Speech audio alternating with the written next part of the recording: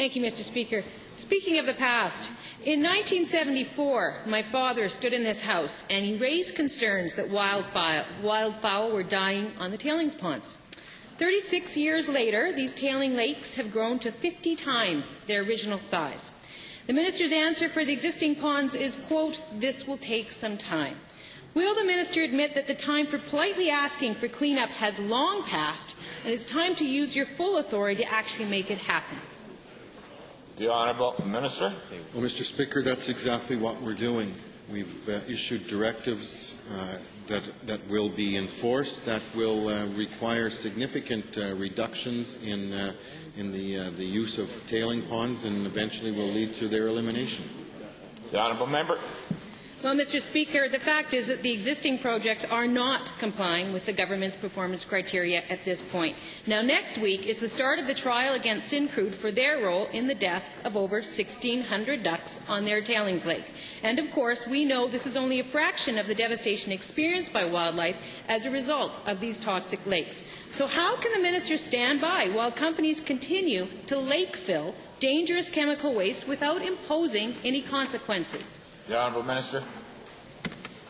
Mr. Speaker, we do not stand by. I just advised the member that we have, in fact, issued directives that will lead to the elimination of tailing ponds.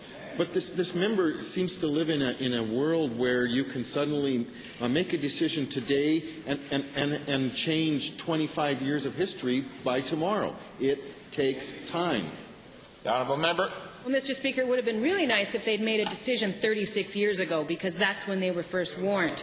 Now all they say is eventually it'll happen when asked when to do the right thing. So, Mr. Speaker, I'm going to ask a clear question, asking for a clear timeline, and I hope I can get a clear answer, because I really don't want my kids to be having to ask this question 36 years from now. Will this government commit to eliminate the existing lakes of poison sludge within 20 years and to exercising all authority necessary to make sure it happens? The Honourable Minister. Well, Mr. Speaker, when someone frames a question with such broad parameters and then wants a yes or no answer, it's about impossible to do so. The fact of the matter is that we have directives in place. There will be significant changes. In fact, I would suggest that within 20 years there will be in place technology that no longer requires tailing ponds. Will the existing ponds be eliminated by then? I cannot predict the future. I guess this member has some kind of power that is beyond me.